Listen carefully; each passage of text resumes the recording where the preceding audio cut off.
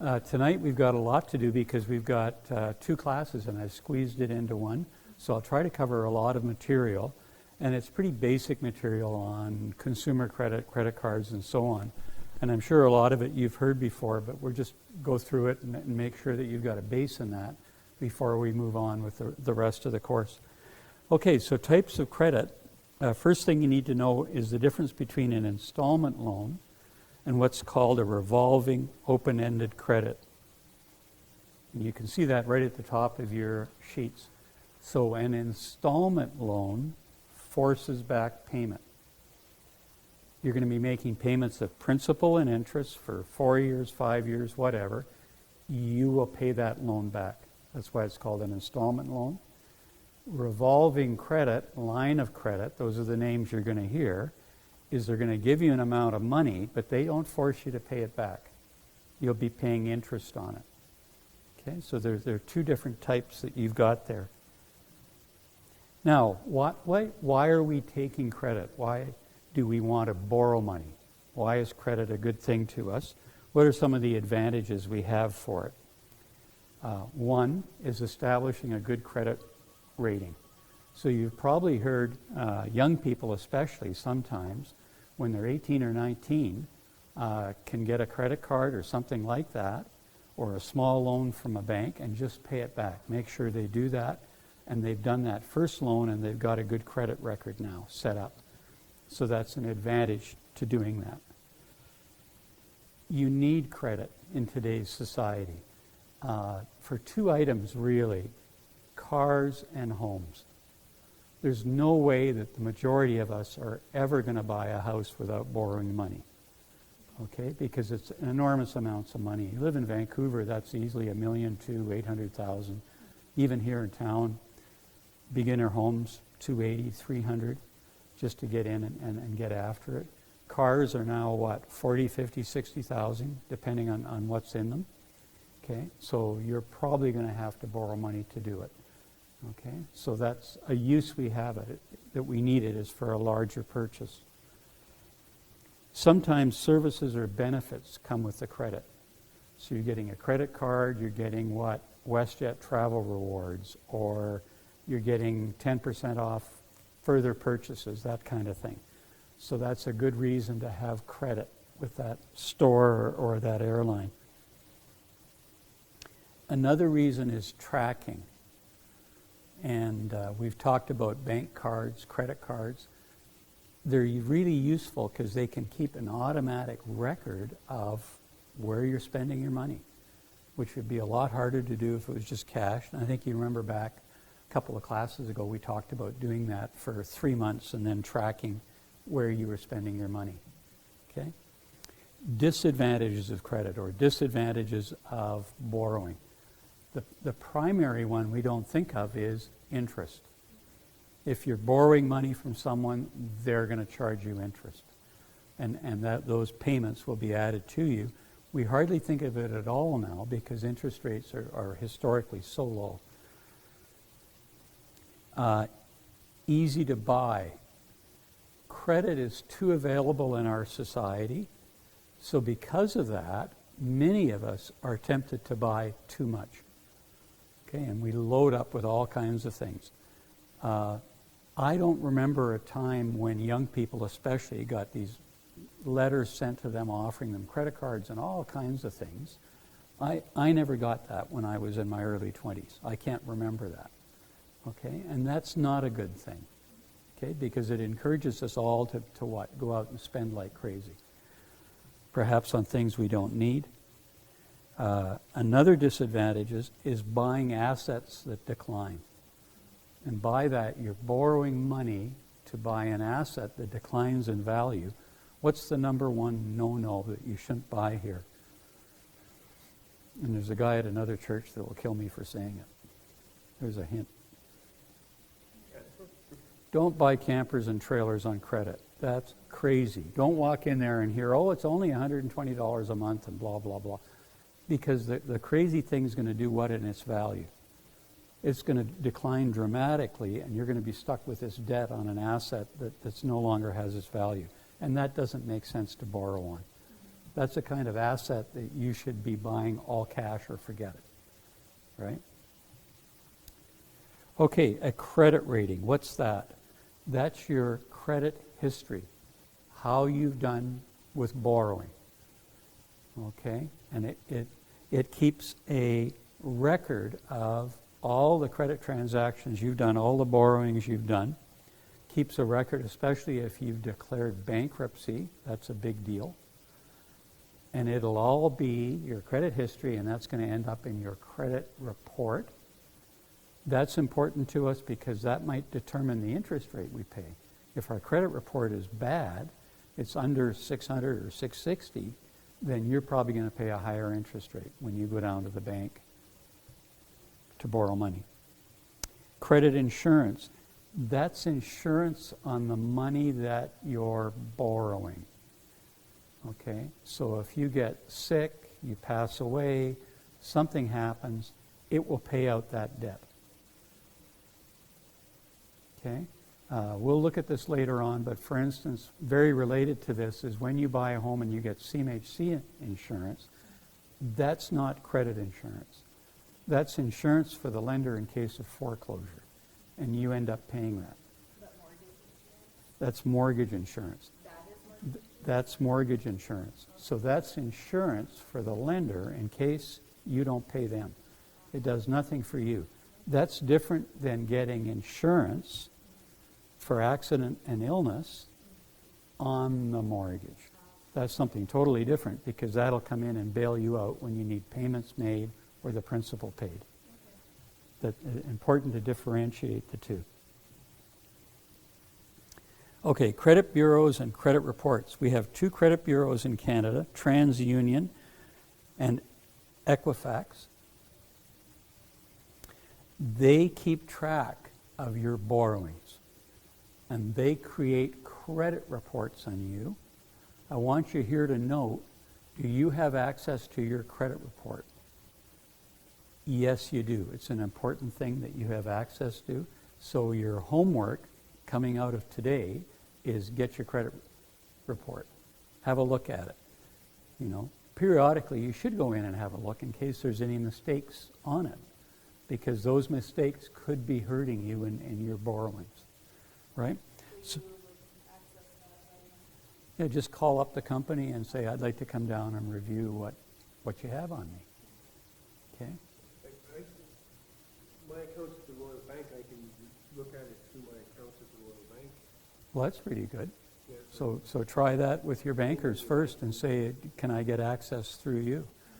Because I'm sure the bankers have to pay for that. yeah. Yeah. I don't know why I can get it, but I don't remember why, which account or whatever, but otherwise I think you have to mail it, right? You have to ask them or something. I remember that I got it, and I went down and personally got it, I think. That's a number of years ago. Yeah. Okay, what would they have on your credit report? They'd have personal information on you.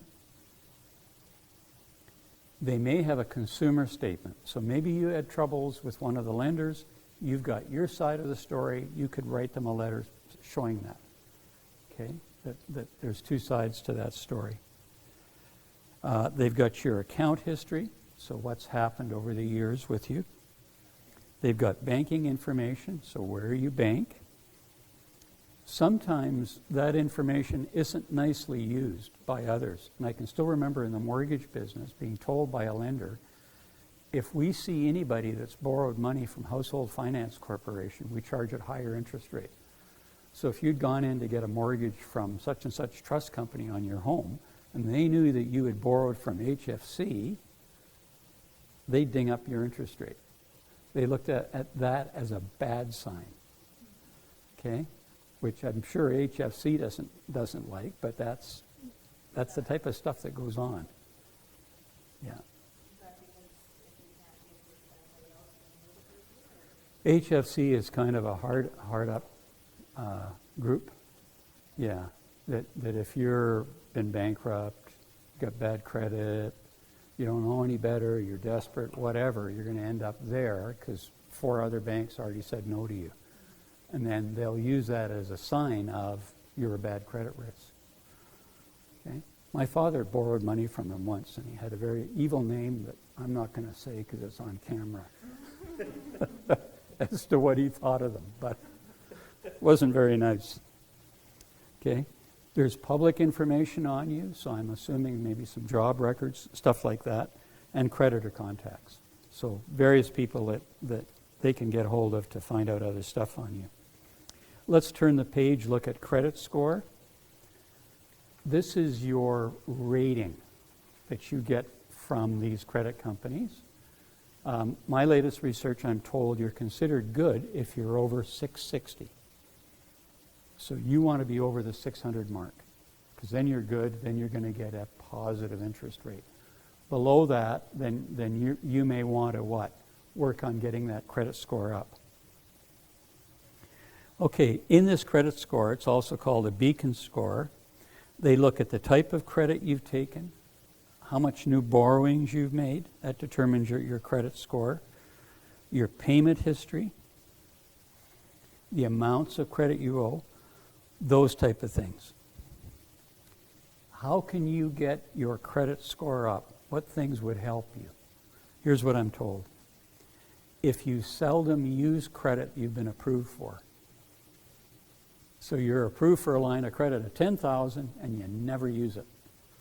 That's going to help get your credit score up, because it would probably show that you're a very good risk. You're not using all the borrowings you've been approved for. Your long-term relationship with lenders, which would mean to me the banks like you. You haven't gone in there and had terrible fights with them. Okay, why... we're going on now to look at credit cards, and I've given you a handout on credit cards that you all should have. So why are credit cards helping us? What things do they do for us? Okay, they help us get a good credit history. So if I have a Visa card, I do well with them, that will help me at the credit bureau. It creates credit capacity. So it enables you to borrow right away. Okay? Credit card, if you think you want to note this, is critical. It's not money, it's instant debt. Instant debt. Is a bank card money? And you're right, it is money. Reason being is that it only works if you have money in your account. So bank card literally is a plastic check. It's considered money, but a credit card is not money, it's instant debt. It's just pre-approved debt. That's what it's doing for you. Okay? Yeah. Now, credit capacity, I had a friend of mine who got really sick in Mazatlan, and he needed money right away at the hospital. That's what the hospitals are like there, the hands out. And I think he used 5 different credit cards to raise money for his medical problem. So there's an example of what? Capacity, right? He's putting in these cards and using them up to pay these doctors. Okay, so there's an advantage to that. Okay, we don't need cash. That's a good thing. So people nowadays carry a lot less cash. I see people using credit cards and bank cards to buy coffee, even stuff like this, which surprises me. Okay, it makes purchasing easy, so that's nice. If you've got it in your pocket, you can buy right away. There's additional benefits. So a lot of these cards come with all kinds of air miles, discounts available at various retailers, all these kind of things that help out. Okay, an ability to get money back if you don't get the product actually delivered to you, all those kind of benefits. Okay, so those are good things. Here again, it keeps a record of your purchases. Okay? Now, applying for a credit card, what do you have to do? Well, you'll get it in the mail, all kinds of them, and you pick the one you want, and then you apply. You're going to give them income information, how much money you make, because that will determine the credit limit they're going to give you. You'll be giving them some of your credit history in some cases, where you bank and so on. You may be asked for a net worth statement. And for some of us, you may even have to give a description of collateral, assets you own. Why? Because we now have what are called secured credit cards. Credit cards that you're given based on the fact that you're willing to put collateral, your house, your car, whatever, against those borrowings. Okay, so now it's a secured credit card. Okay, types of credit cards. There's a number of different types. We have worldwide credit cards, and I think you people know the major companies are Visa, MasterCard, American Express. So these companies are worldwide. Where they make a lot of money is merchants that use them pay them 2 to 4%. So when you buy a product, unknown to you, another 4% in some cases will have to be shipped to Visa by the merchant that's selling you the product. Okay? Now, here's a catch that I never knew about. Those merchants agree not to offer cash discounts. So in other words, if I had two customers coming in, one's Visa, one's cash, I know that you are going to take me for 4% right off the top end because you're going to use that Visa. You will give me cash, which is far better. I probably have an incentive to treat you better and give you a cash discount. Plus, I'm paid right away, aren't I? Right? Okay. So Visa has enough economic power that it can say to me, "We'll cut you off entirely if you get the discount." Okay, because that would make the credit card uncompetitive. Okay, and I think most of these credit card companies are owned by the big banks. They're directly tied in. They're big revenue earners for them.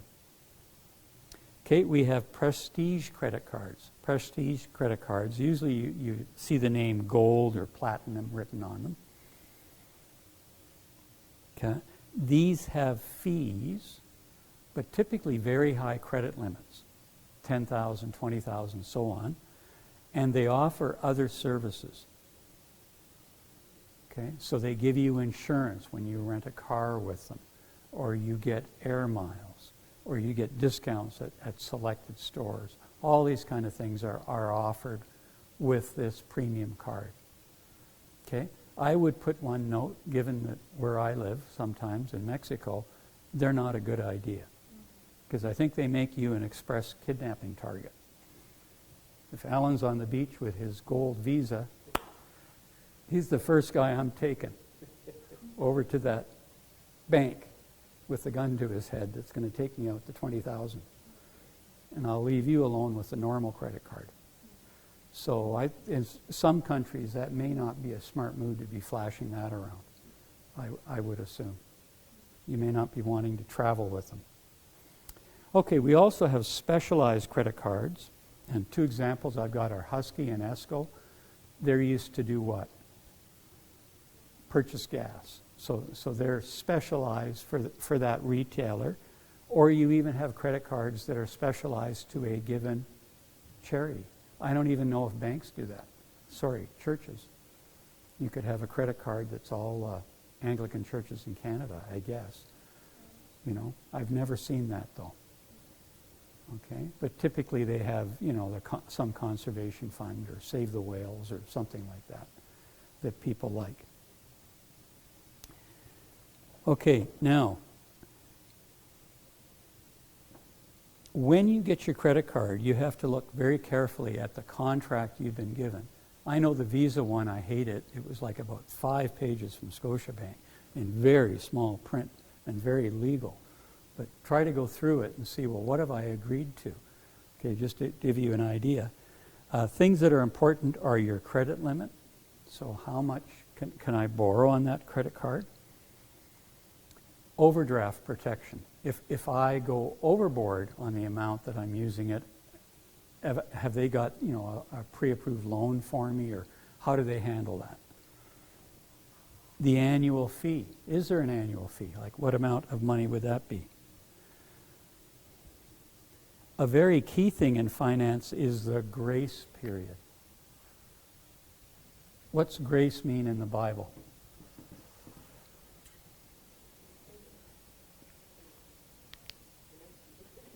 It's what? A favor or forgiveness.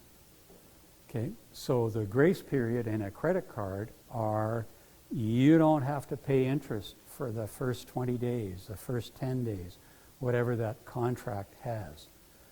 Okay, as long as you pay it. Okay, and I found out about this because I had my Scotiabank Visa card, never paid any interest, and all of a sudden I was paying interest payments.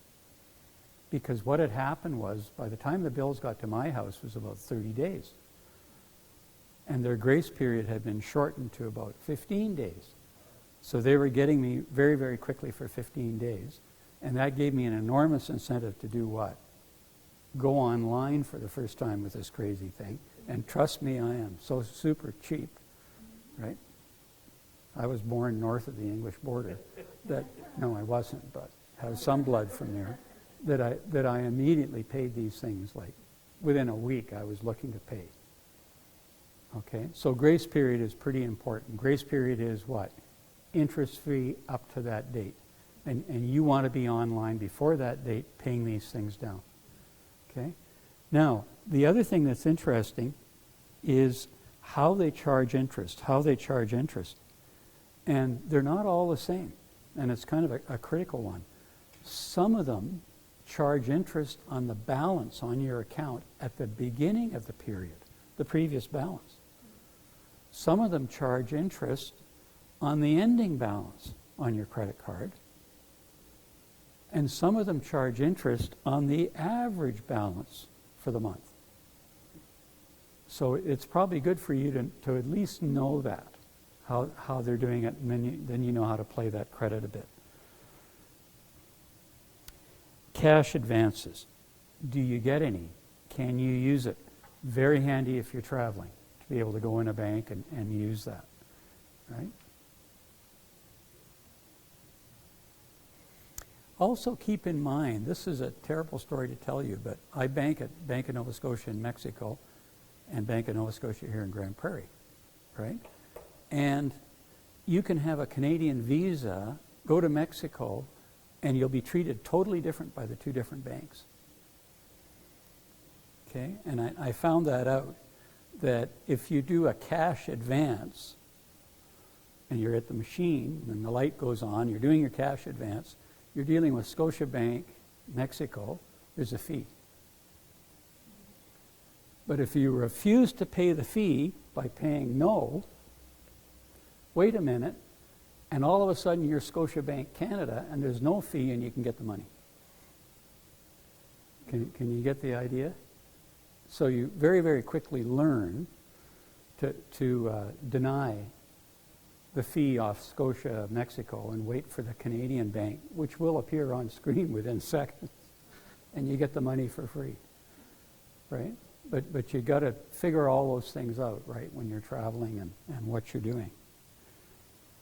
Okay, now, here's what we need to note that's important for us, and we'll do this in financial planning a great deal. What's the most expensive interest people typically have? Credit card debt.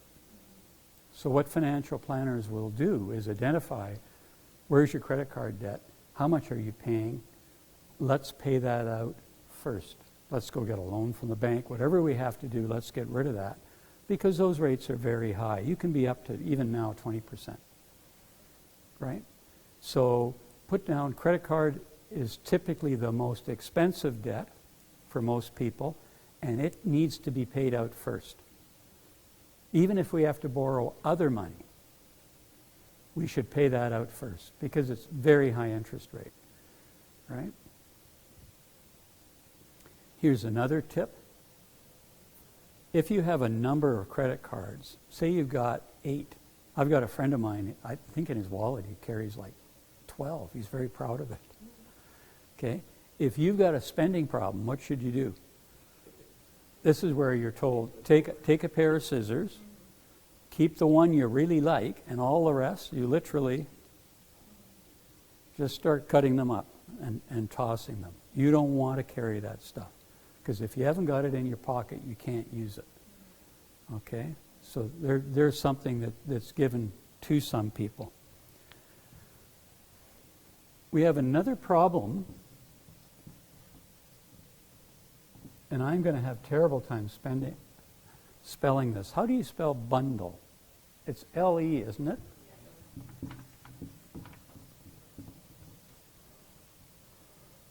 But I feel like it's pronounced this way, you know? That's probably bad spelling. Okay, bundling. A lot of research in economics now looks at companies, and it's called bundling. It's how they sell you something, but it's in a bundle. So what they do is they don't just sell you a given commodity, they put it in a package. So their package has a bunch of different things. A really good example of an industry that does this and does rip you off are cell phone companies. So if you try to compare TELUS to Bell to Rogers, guess what? They're not all the same. Okay? So here's the key point. What would happen if I was selling a car and I found out that the 3 other car companies I competed with all had the exact same car? Everything was the same. So when you looked at this car, it was exactly the same at Ford, at GM, and at Chrysler. Then we'd go out as consumers and look at the 3 companies and the absolutely identical cars, and all we'd have to do is what? Price shop. Can you understand the idea? And the worst type of competition you can get in any industry is price competition, because that very quickly does what with the price? It drives it down. All of us would identify the company that had the cheapest car, and the other company sold the same car, so it wouldn't be any problem. Okay, so back to the cell phone example. It makes it very hard for you to compare Rogers to Bell to TELUS if they have totally different plans. One's 2 months, one's a 6-month sign-up, one's a free phone, the other you pay $50 for the phone. One has 220 minutes Canada-wide unlimited, the other has 180 minutes Canada-wide unlimited. You'd have a horrible time. Can you understand the idea? So that's bundling. It's where a company deliberately creates a unique product because it doesn't want you to price shop. Right? So if you look at credit card companies and you're trying to compare these cards to each other and saying which is the best card, it's almost impossible because some are secured, some are not. Some offer you WestJet points, some offer you a discount at certain things, some are cheaper than normal interest rate, some have a different type of fee, some change the grace period. It's how can you do it? Okay, it makes it very hard. So tonight, let's just have a quick look at these sheets, and you'll see, and this is a company, and I thought it was quite good. I got it on the internet called RateHub. And just looking at it, for instance, if the most critical thing to you was the interest rate you had to pay on a credit card, then you press this button, and they give you the 3 companies that give you the cheapest credit, and there they are. One at 8.99, 10.9, and 12.99. And that's the suggestion. That's how you go. Or if you say, you know what, the really important thing to me is not the rate, it's all the bennies that I get, the rewards. What are they? So then you press another button, and it brings up the rewards. You have to press in sort of what your income is and your credit report and everything else.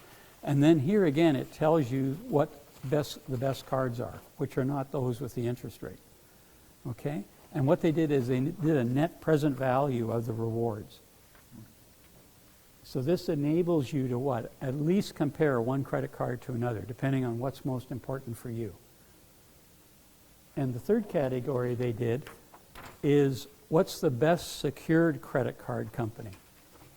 So this is for people, this sounds crazy to you, who have bad credit, who have done a rotten job, who've got terrible credit reports.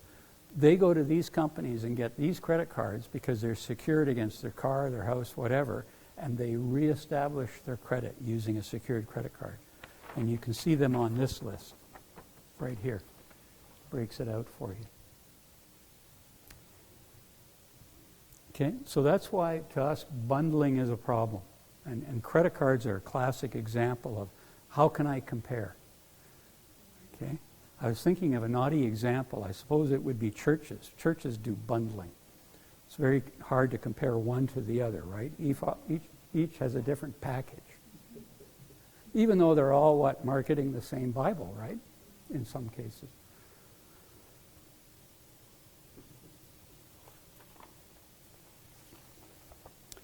Okay, let's turn over the page. And we're now going to go on to personal loans. Personal loans. Am I going too quick for you guys? You're okay? Yeah? Okay, so personal loans. Personal loans. We use personal loans typically from family members or from financial institutions, ATB, the banks, to finance purchases. So we're buying furniture, we're buying cars, that kind of thing. Okay, so we're going to use personal loans to do that. To get the personal loan, we have to give them what? Our credit history again, tell them who we are and who we've borrowed from. A net worth statement. You remember we did that our first class. That was assets minus liabilities. They're going to want to know our income flow. So typically they'll make you go to your boss and he'll have to sign a form saying what? How much you make and this kind of thing. Okay? By the way, those forms are legal. And if someone's, because I used to be a mortgage broker way back when, and there were mortgage brokers who did phony ones. I can remember a guy in Dawson Creek. He'd get a lot of loans, and he owned a motel, and he'd always have a manager in there that had varying amounts that they were hired for that would get the loan approved.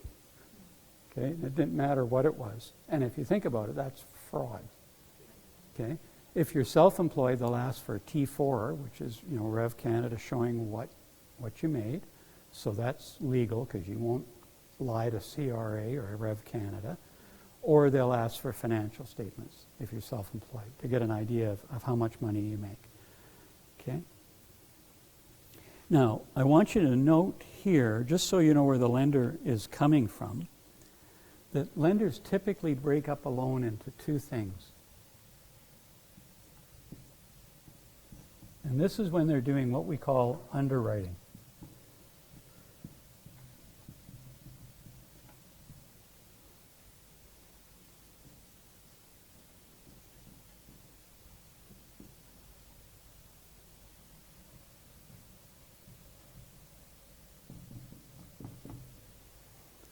So here's another biblical name, covenant. Covenant is, who are we lending the money to? Who are we lending the money to?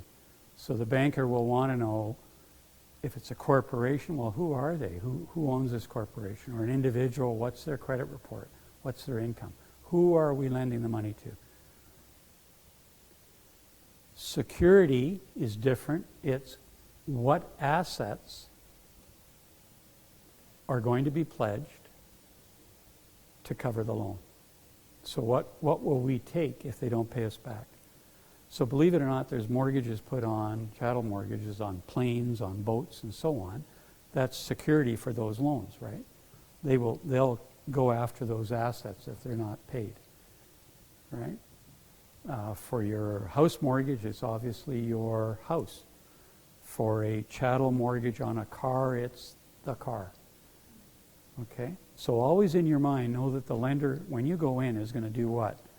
Divide you into covenant, that's about you, and then the security, what are you offering to cover the loan? Okay? That's what they want to know. Okay, here again we're going to look at the loan contract. When you get a personal loan, you need to sit down as a person and go over some things. You want to know the amount of the loan, so how much money am I borrowing? The interest rate.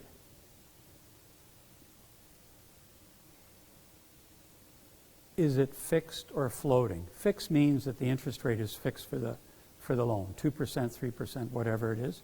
What's floating mean? It could just goes up and down with the market. A lot of times you're going to see prime plus. So it's whatever the prime rate is plus something, 1%, you're a good borrower, 2, 3, and so on. Who determines prime? Okay, can you note it's the banks? Yeah, it's not the government, it's anything else. In Canada, the 5 big banks are very what? Powerful. They determine it, okay? You like to think it's based on the Bank of Canada rate. No, it's not. It's what they say it is. Okay? And it floats. So your loan would float all the time. They should give you a repayment schedule. So you should look and see, here's how much I pay every month. Okay, it's given out to you. You need to note if it's a term or a demand loan. You need to note if it's a term or a demand loan. So I have no way of erasing the board. Can I use your mask? Sure. Have you touched it, breathed on it, and done naughty things to it? See, I'm very COVID conscious. Who knows where you've been?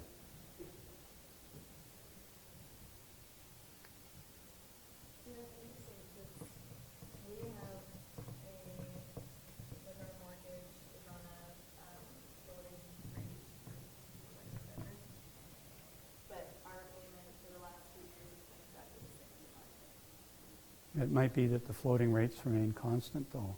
Hard to know, eh?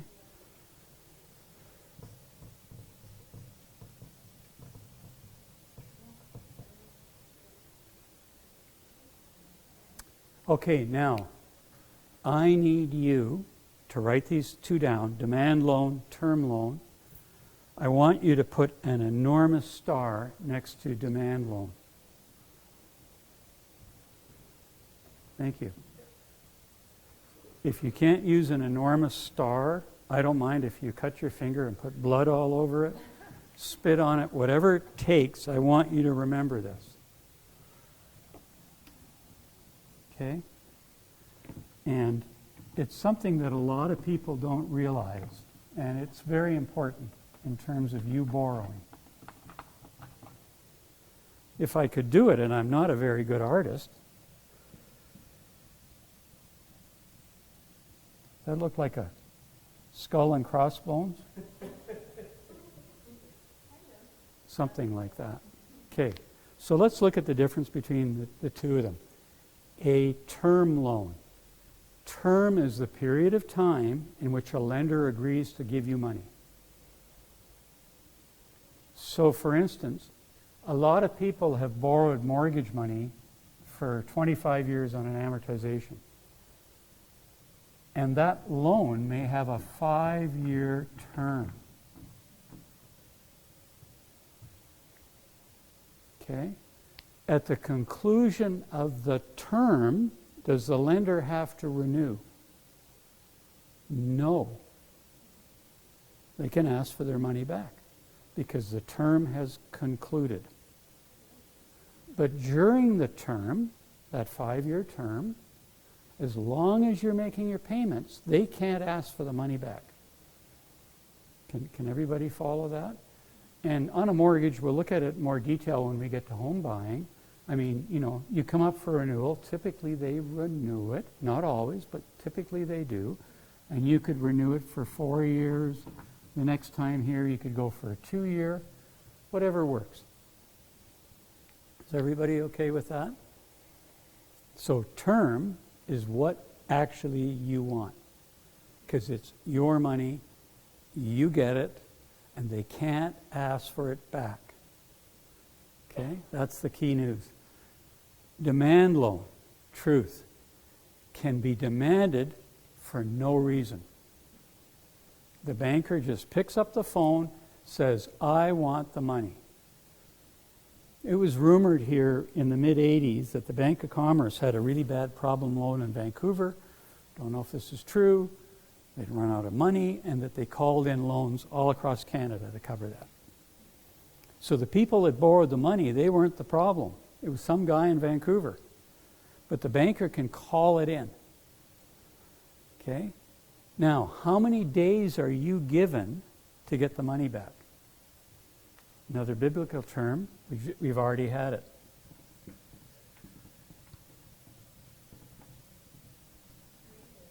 3 days. 3 days of grace.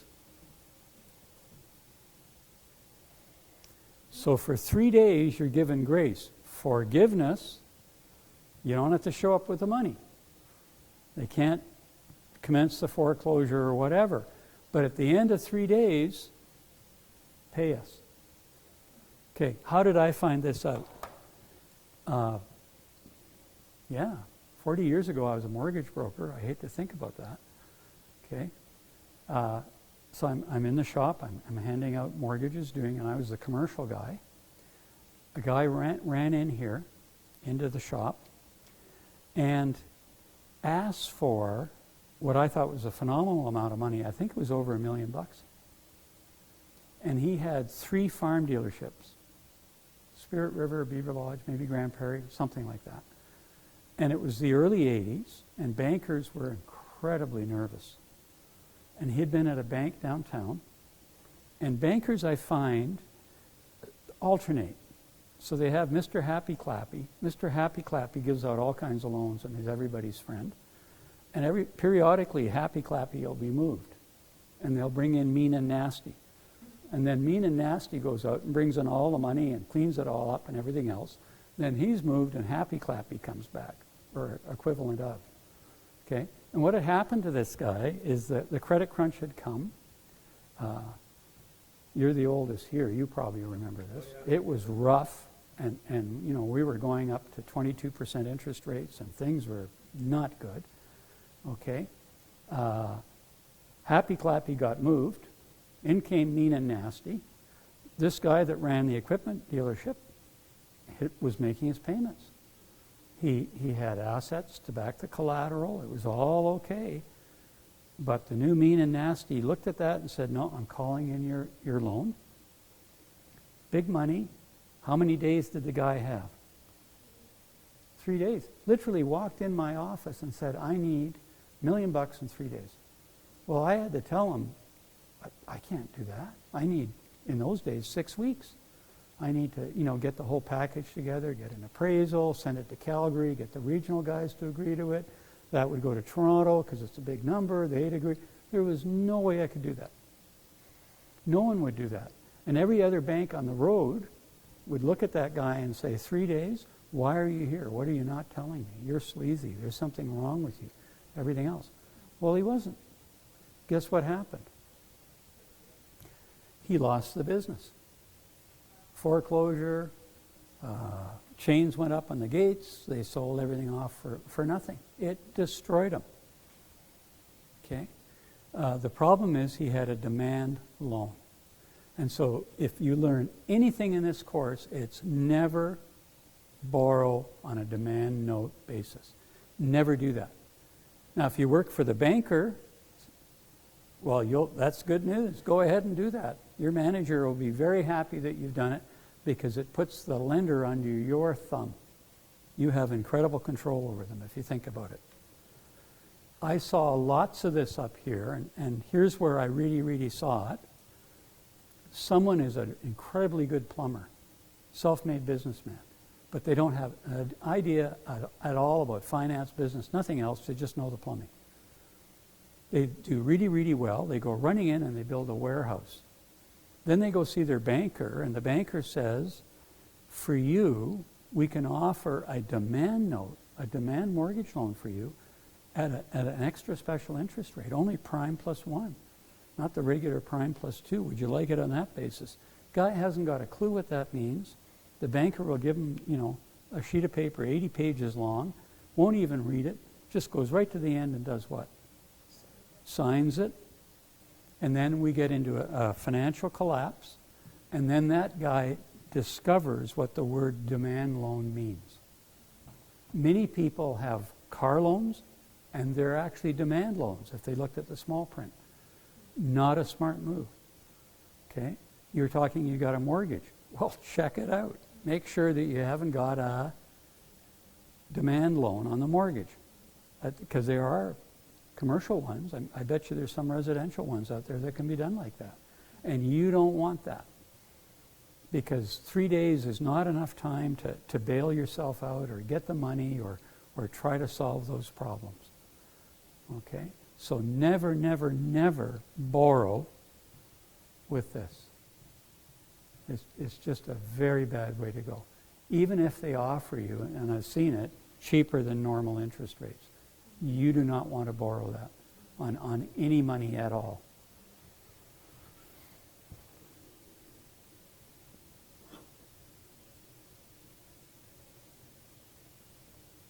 Okay, your contract should talk about maturity.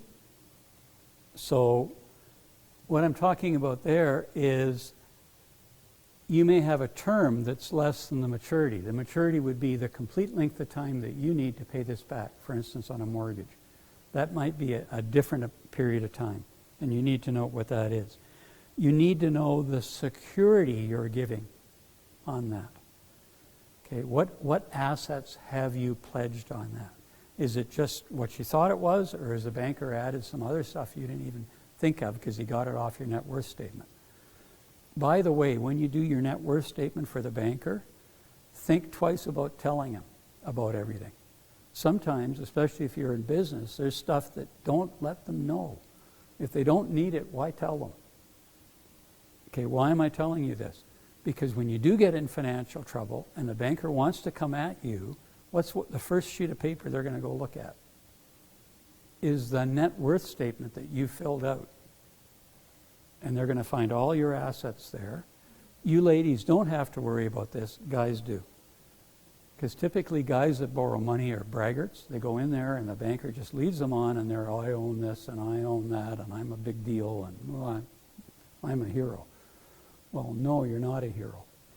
Best thing is tell them just enough to get the loan and all the rest of it, don't let them know.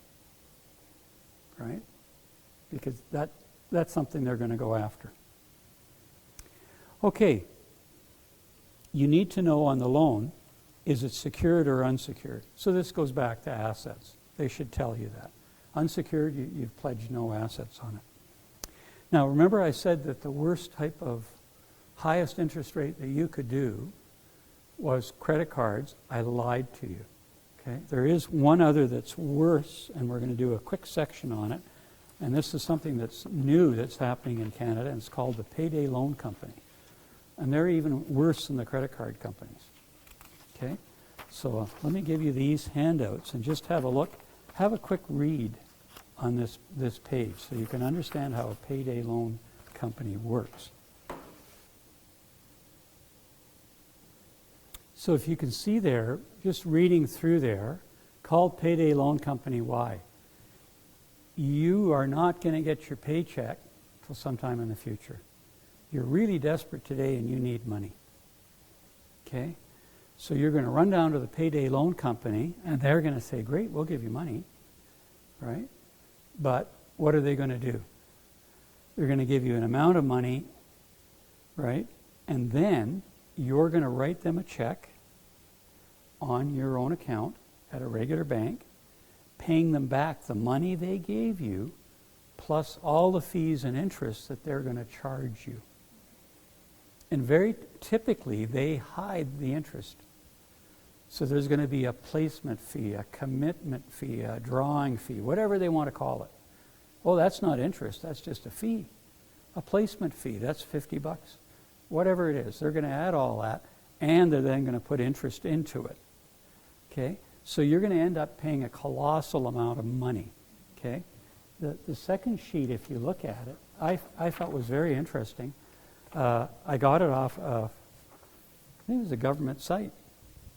And it was looking at someone borrowing $300 for 14 days. And if you look at it, can you see that the line of credit, you pay $5.92. Your overdraft, they charge you $7.42 at your bank. Your credit card company even, which we thought was the world's worst, was 7.65. What is the Payday Loan Company at? It's $51.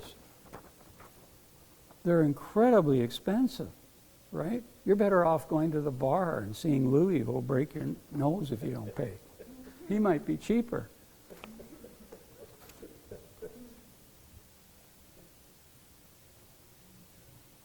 Okay, so what are payday loan companies then? We just talked about basically how they operate. They're short-term loans. They are unregulated. So credit unions, banks, and so on, at least they're regulated by the government. These companies are unregulated, so they can act as bandits. They can do all kinds of stuff. Another name for them, and I thought it was a good one, is a predatory lender. A predatory lender. So they really are predators out there in the financial swamp, taking advantage of people. They typically do what? They're financing paychecks, right? That's what the game they're at for people that can't wait till payday to get their money. They charge very expensive interest. We've looked at that. You saw the example with $51 on $300. They're usually used by people that have bad credit, who know that the bank's going to say no, or people that are desperate. For some reason, they've got to have the money now, and they're willing to pay that. Okay? You should note here the usury law in Canada. What's usury? I think it's in the Bible. Isn't it considered a sin in the Bible? Usury? But it doesn't have an interest rate in the Bible, does it? I can't recall. I should have looked that up. Okay? You want to know what the usury rate in Canada is?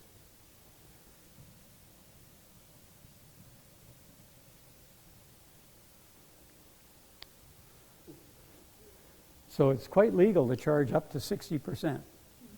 That's okay. That's not usury. Okay? So you can see that it's payday loan companies are quite the scam. Okay, just to give you a quick way that you might want to look at what interest rates are. If I lent you $400 for a week, and for that week I charged you 10%, what's the real or the effective interest rate?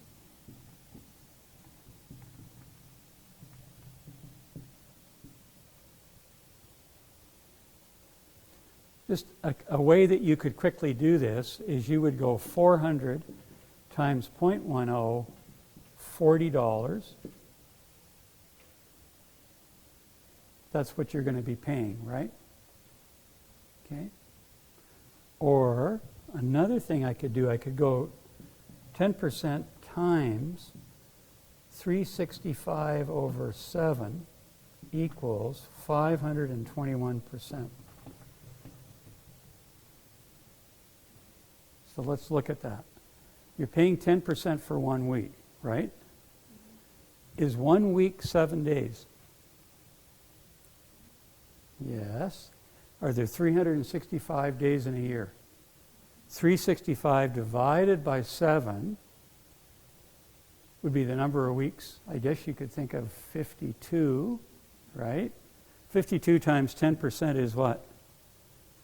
In annual terms is 521%. Can you see that? I mean, initially this doesn't look bad, does it? Is that okay? Can everybody follow what I've done? Or if you go see your mafia friends, they'll give you the 5 for 7.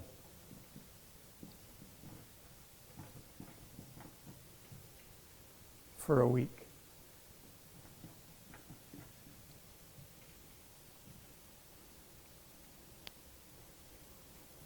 Is that okay? Incidentally, I do know a friend of mine from the Italian community in Montreal. The mafia does exist. He had an acquaintance, a friend that he knew. And I can't remember, I know what the guy did. He vouched for another guy. So there was a guy who had no money that decided he wanted to invest in a stock. He couldn't get money from the bank or anything else, but he knew this was a great deal, so he wanted to do it. So he went to one of his friends, and his friend said, I know somebody at the back of that restaurant, there's a gambling place behind the curtain, who can lend you the money, no trouble, right away. So the guy brought his friend in, and sure enough, someone left the card game and said, yeah, here's the money right now. I'm lending it to you. It's done. Guy invests in the stock. Stock goes nowhere. It goes the other way. All the money's gone. The guy leaves town, leaves Montreal.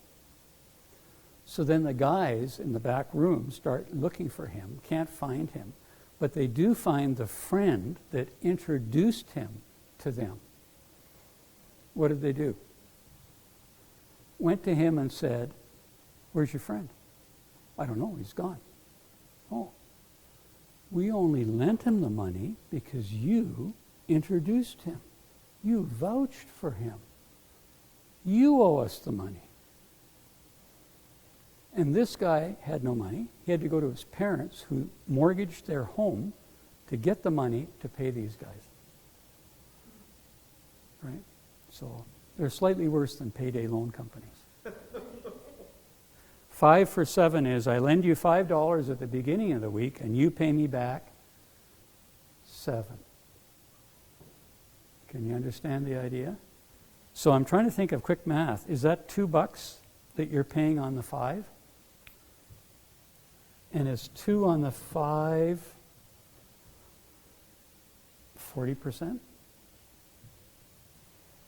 Anybody got a calculator?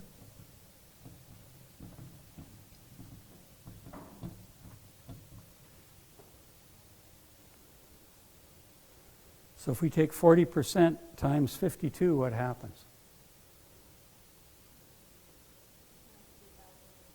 Say again?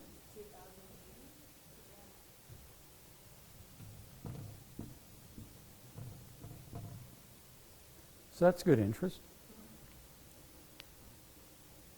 I think that's where you would want to leave town, right? Okay, now, what are we doing for time? There is a way we can mathematically work out the actual interest rates. I'm just going to quickly go over it with you. Those of you who have a financial calculator have an advantage here.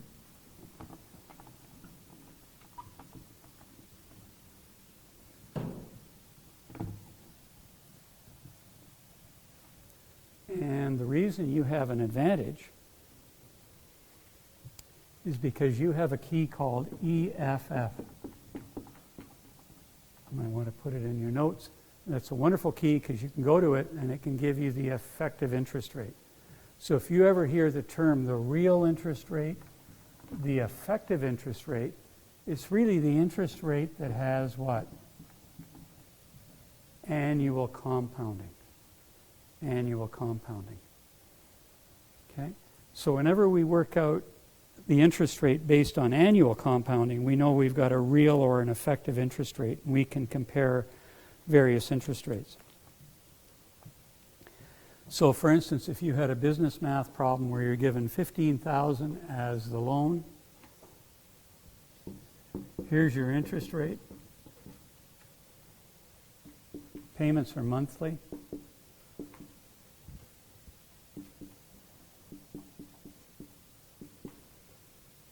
There are 48 payments, so you can see that it's a 4-year loan.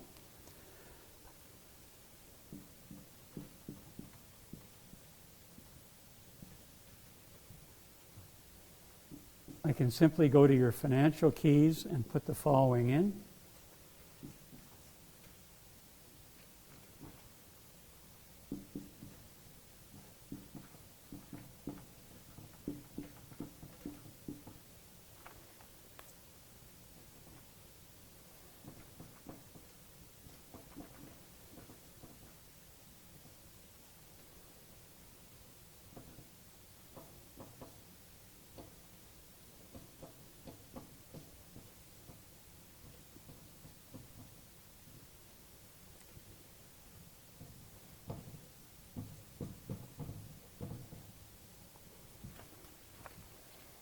And I would use these keys to what? Determine what my payments were every month. right? Now, what I do is I then use the formula to determine the effective interest rate.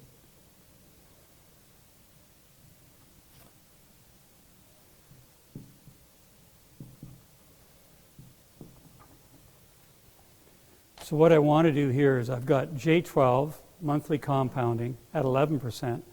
What's it equal to J1? What's the annual compounding on it? Okay? And I use what's called $1 in a year.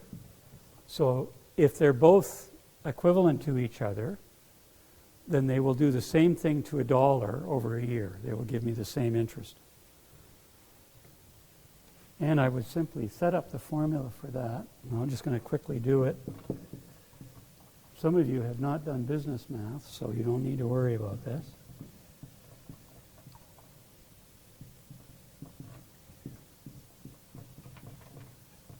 And there's the formula I use. So I've got this from that. And 1 plus this compounded 12 times 1, whatever that amount is, there's the $1. I'm going to discover what I is here. Okay? And I quickly do that, and I end up with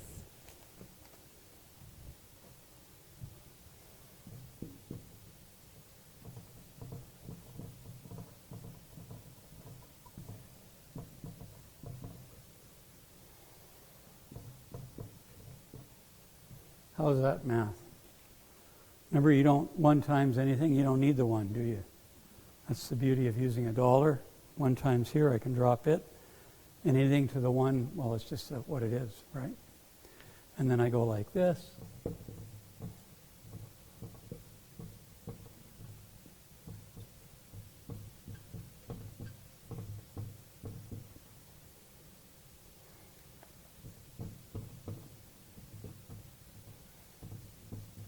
And you'll discover that I is equal to 11.5%, 57%.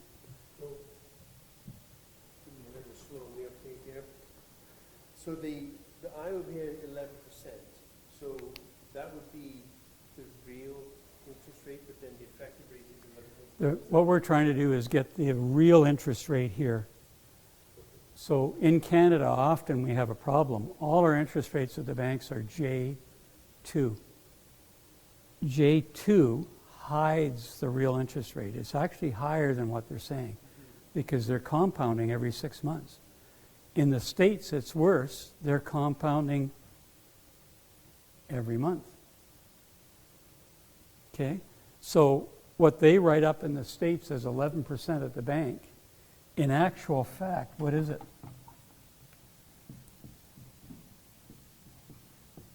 It's actually 11.57% annually compounded. So often when we do financial problems, and we want to compare 2 different banks or whatever, we're going to break everything down to real or effective rates. Because that way we know what we're actually looking at. So is the effective rate what they tell you and the real is what? No, when you go to a bank in Canada, they'll tell you, that's what they're going to tell you. They're going to tell you it's 11%. Yes. But really it's 11%. It's actually higher. And the more the compounding, the higher. If I did daily compounding,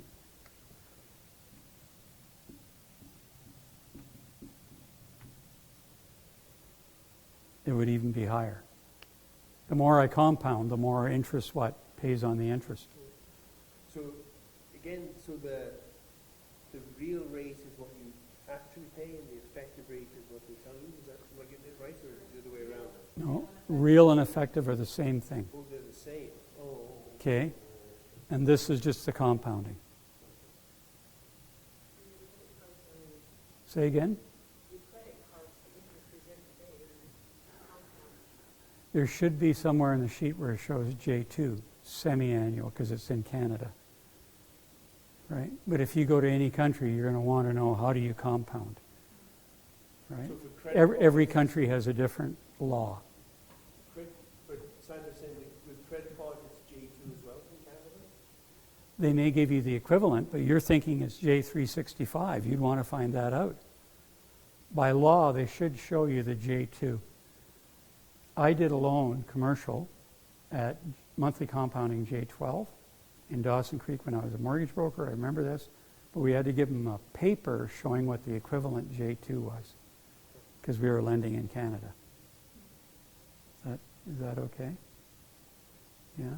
And if you're really picky about it, you know, you're looking at large amounts of money, you're in business or whatever, or a consumer, compounding as well is a deal you want to understand and know about, right? You want to break it out into J1. Without going through all this math, you can simply get the calculator you've got, find out how to use that key and use it. So you can quickly see how to compare. A classic problem would be I'm borrowing money from a bank in Seattle versus a bank in Vancouver. Who's cheapest? Seattle, you know, is J12. Vancouver is J2. Right?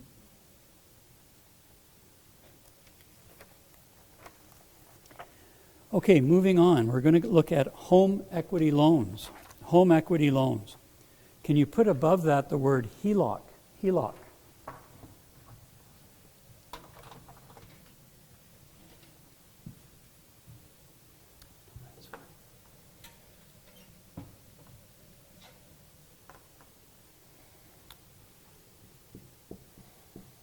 It's a more formal word for a home equity loan. HELOC means home equity line of credit. Home equity line of credit.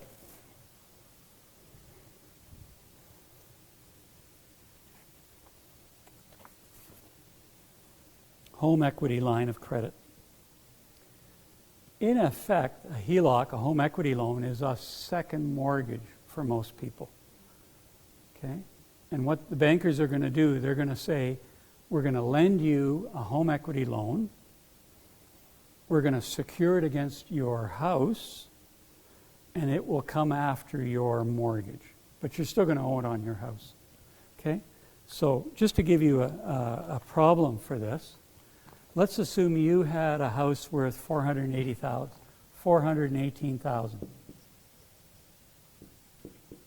So that's a home in Grand Prairie. Okay? By law, banks can lend you up to 80% without going to CMHC. Okay? And I need you to note that's a conventional level.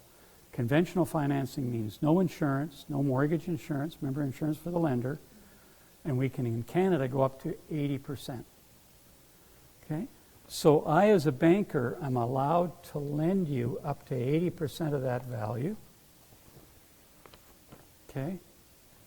Once I determine what that is, I'm going to subtract your existing mortgage because that's money you already own on the home.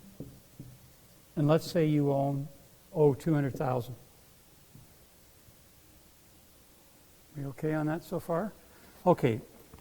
If you work out the math on that, I've got room to lend of $134,400.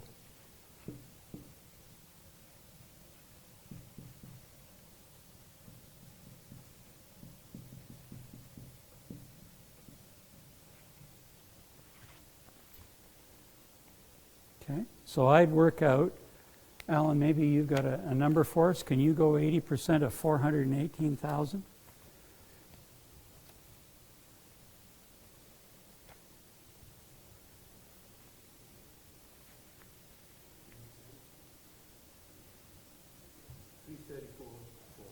So I can lend you up to $334,000. I've already lent you $200,000 on a first mortgage, haven't I? What can I lend you further? Another $134,000. Can everyone understand what the concept is? So I could go to you and I can say, you got that line of credit. If you don't pay me, I do what? I can go after the house just like I do for a mortgage. I could declare you in default and foreclose you through the courts. Now, you may not want to take all that money. Maybe you only borrow $50,000, $60,000, whatever. You've got that line of credit base there. Okay? Most times, this is on a floating basis. So it's kind of meant to be sort of a temporary thing, in and out. I had a friend of mine who used it to, buy stocks at one point in time. Big mistake, lost a whole bunch of money in the stock market, now he owns it on the house. Okay? Well, it beats going to Montreal and borrowing it there, right? Unless you're the buddy that pays off. Oh, okay. Okay, so there's your home equity loan. So what other things do we need to note about it? It's got a floating rate, but it has a big problem. Can anybody guess what the big problem is? So it's available, so you'll find ways to get the loan up to where you are here. Given Grand Prairie families, here's another problem. What happens if 5 years later, this goes to this? What do you think that family will do? They'll work out the magic formula, and I don't know the math, but now we'll have a what? An even bigger home equity loan. We'll just keep what? As property values go up, we'll just follow it up. What's the problem with that strategy? You never own your home, and if it's Grand Prairie now, I'm being negative, gloom and doom, what happens now?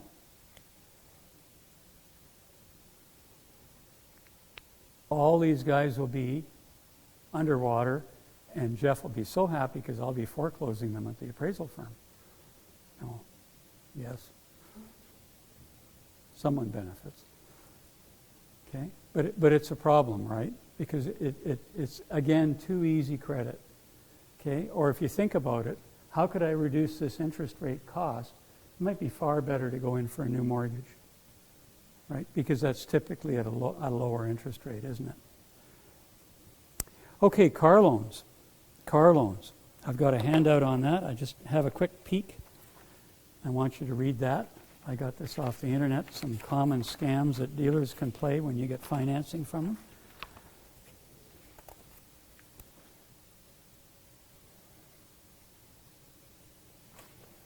So what these are is where you've gone to your dealer, not to your bank, and you're going to get the dealer to arrange the financing for you. Okay? And so for the first one, you can see that's what, I'm the dealer, I approve you, I say drive away, you just bought this beautiful car, you're already approved, away you go. And then I call you on the phone 2 or 3 days later and tell you, sorry, you weren't approved. And then I tell you to come back in, and now I hit you with an even higher loan and a payment, and I have to repo the car and all kinds of stuff.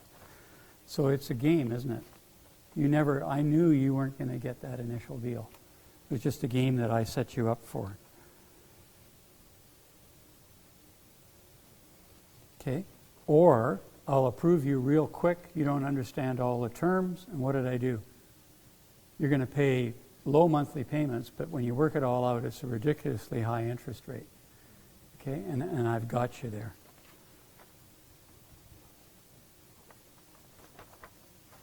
Okay? Charge very high upfront fees for you to get in to get the loan. So that's money gone, right? So there's various techniques that I can use to get money out of you. True story is a lady that lives in my neighborhood, and I found out she was the most highly paid person in the dealership.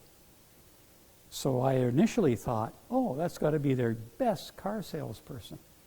You know who it is? It's the finance person. Okay?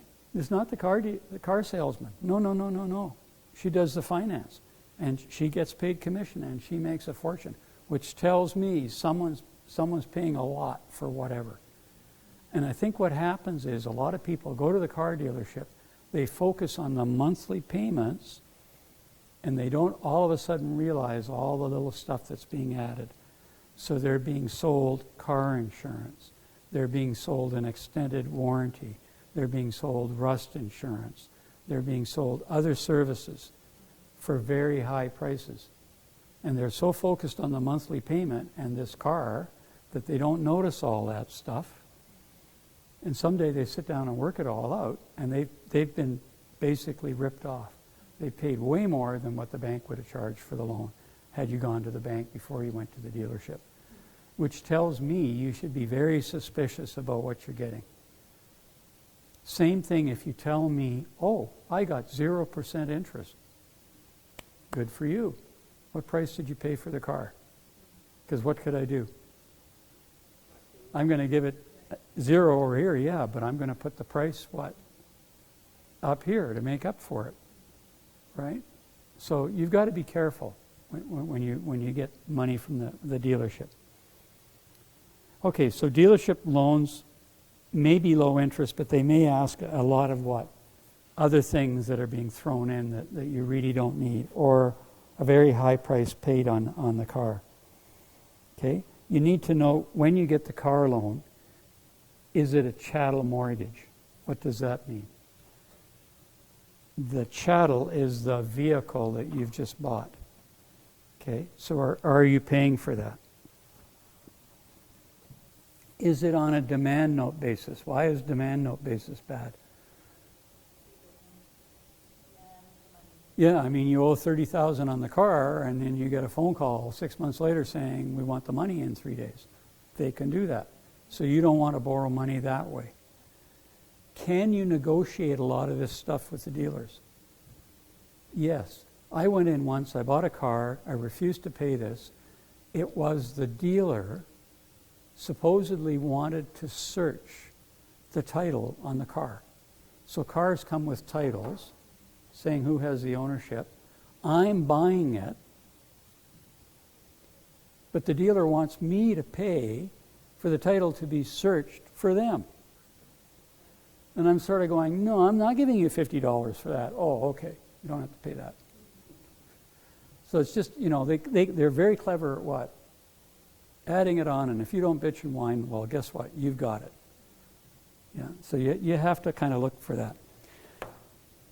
Okay, now one of the biggies we have lately is where you don't buy the car, you lease the car. So this has the advantage that you don't need a big down payment to lease that car. Another advantage is you're going to be able to turn the car back in at the conclusion of the lease. Now, when you get the lease, you want to make some checks on it. Things you need to note are, if there's damages to that lease car, who pays it? Typically, you do, and you want to know that, see it in the contract. Is there any mileage criteria? So if you go above a certain mileage, are they going to ding you for that when you bring the car back in? Okay, what mileage are you allowed per year on that? Okay, what other fees are they charging you? Okay, maintenance. Who does the maintenance, and what kind of costs are they for the maintenance? Is it the dealer? Will they overcharge on that? Okay, so that all goes into the leasing question.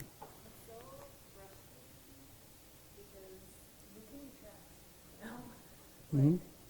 Well, there are some trustworthy dealers. I've got 2 dealers in mind. One is expensive and he's a crook, and the other is expensive but he's honest. So at least I go to the honest guy, right? And you usually discover very quickly which dealers have the reputation in town. I know another thing as a woman. This is a story from my wife who passed away. Is we actually left a dealership because of the way she was treated as a woman, which she went in and they did car repairs. They treated her as, you're a dummy, right? Don't talk to us about what we're doing. Don't explain it to us, da-da-da-da-da. You're a woman, you wouldn't understand. This is big money, and she got upset and just said, never again. Where I think a guy, they're more likely to explain what's going on. Okay, so let's look at, you're doing the math to figure out whether you should purchase or lease.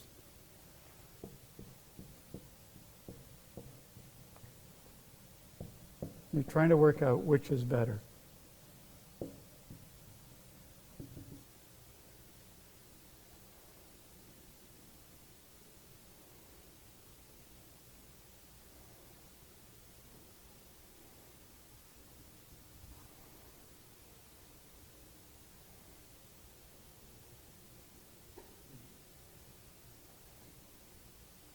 So very typically, you're confronted with, should I buy the car or should I lease it?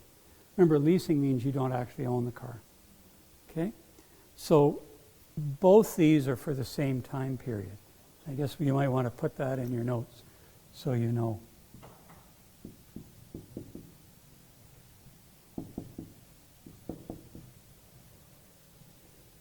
So with a lease, you're still going to have to make a security deposit in your contract. Anybody have an idea of what foregone interest is? Okay. You don't have to write this in. Let's assume the security deposit was $500. I give it to them. For 4 years, that money's gone, isn't it? I don't have it. I'm not, right? Don't I miss the interest on it? Because I could have had it and put it in the bank and made interest on it. Can you understand the idea? Yeah? Then there's lease payments that I have to make every month. Add all that up, that's the total cost of the lease. And we know there's other add-ins that I didn't put in there, like maintenance, the mileage thing that's charged if it's above a certain level, and so on. Purchasing it with finance, I have a down payment on the vehicle, right? Is there foregone interest on my down payment? If I didn't use it to buy the car, could I have put it in the bank and made interest? Sure. Monthly payments on the loan to buy the car, all of that. Then I sell the car because I own it, and there's my total cost there. And then I can compare the two, which is the cheapest way to go. Is that okay? I haven't looked at other advantages that you might have. One of them might be, maybe you're running a small business out of your home. Maybe there's tax advantages to leasing that you wouldn't get here. Can you understand the idea? Okay, I'm thinking you could depreciate over here, couldn't you? Right, on your tax statement. Here, maybe we'll talk to the accountant when he comes in. Can you write off the entire lease payment as an expense? Because that might be a good thing for you, tax-wise. Okay, final thing for tonight, and right at the bottom of our page, we're looking at student loans. Student loans.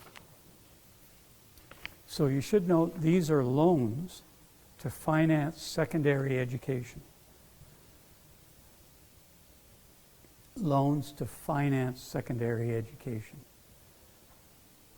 So you need to be going to college, trade school, and so on to get the loan.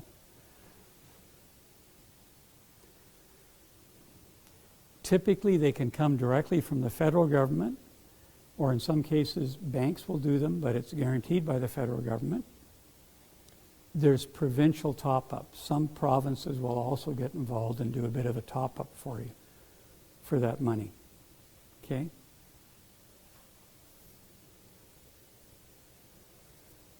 Repayment is deferred until you've completed your studies. So you've gone in for 4 years, 5 years.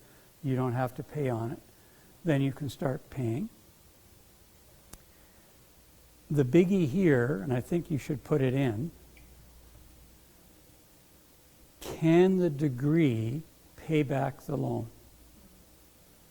Can the degree pay back the loan?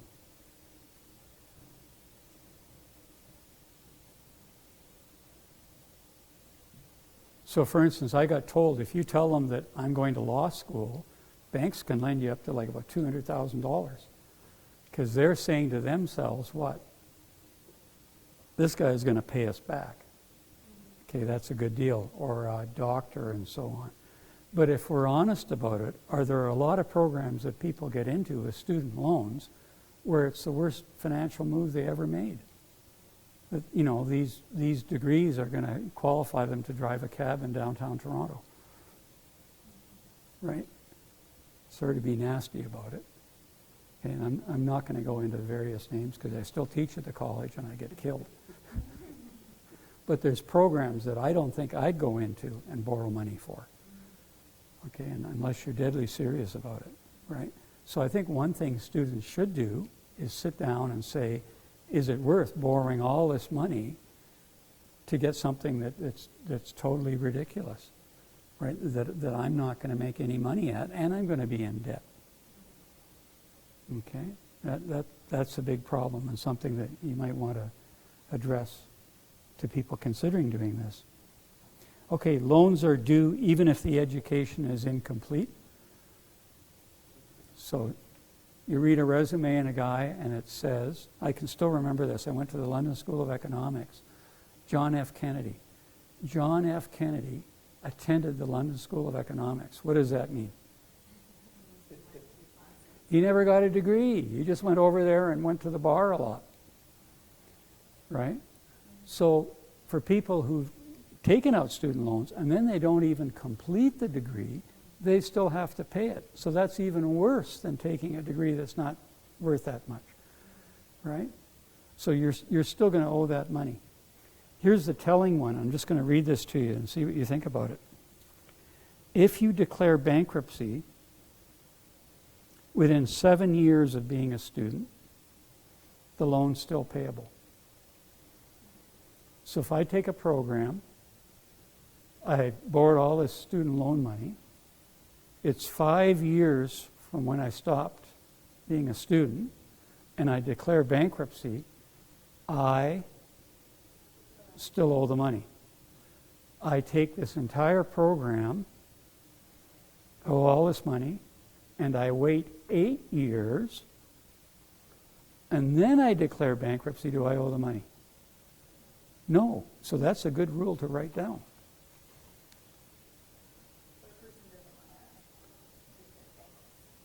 Or if you do, wait 8 years. That's the basic point there that I'm trying to make. You got to be smart about that. Okay, so we're done tonight. And I think next class, what are we looking at? I'm going to have a look here. Oh, my specialty, purchasing a home and mortgages. So I can tell you all the do's and don'ts of that, and hopefully we'll get better weather. So any questions for tonight? We're fine? So when we were talking about demand loans, or, yeah, are there demand loans on mortgages? Or no, we were talking Yes, about I've seen demand notes on commercial mortgages. Absolutely, and it's never borrow that way. But you were talking about, maybe it wasn't demand, but you were talking about terms, so like if there was a 5-year term. Oh, Yeah, I think you'll want, if you were looking at your personal mortgage, and you read that, you've got 25 years and then it'll all be paid off, and then you read you've got a 5-year term or something like that, that's a good thing. Because then you know that you get to use all that money. They can't ask for it back if you're making the payments. They have to leave you alone. But at the conclusion of the term, they can ask for the money back. Right, okay, I think. A lot of people don't realize that. I think what I was thinking of is when it comes to renewal, at the end of the 5-year term, I think you said that they could decide to not renew. That's right. A lot of people don't realize it. And what they do is they do it in a sneaky way. So this is what I've seen. Everybody know where Grand Cache is? Okay, I think its mine shut down again. So it's a terrible town for foreclosures, up and down. If you'd gone there in '84, it was just desperate. The whole place was boarded up. Okay, so here's what they do. I'm a lender. I want to get out of Grand Cache. I know that ATB has money available on its mortgages for 10%. Right? People are going to get really upset, especially in Grand Cache, the mayor and the whole crew of them, if they find out that I have redlined their community. Redline means I'm not lending there anymore. Okay, so how do I get out without them figuring it out? Here's how. I've got a mortgage loan. It renews. I agree to do it. but I want 14%. What will that homeowner do? No, they'll go to the ATB and borrow it at 10%, won't they? They'll say that rotten such and such a bank, I hate them, they're not going to rip me off. I'll go to their competitor. And this lender actually is what? Yay, there's another loan I don't have in Grand Cash. They want out. So what they do on the renewals is they jack up the interest rate, and that gets them out of the community. So like, for example, when we get to our 5-year term, let's yank it, is anybody and everybody waiting to see it? Like, what happens if they don't want to renew then? Well, then you're going to be out looking for someone else to do it. So maybe it would be a good thing about a month ahead of that to give your lender a call and say, are you renewing me and at what term?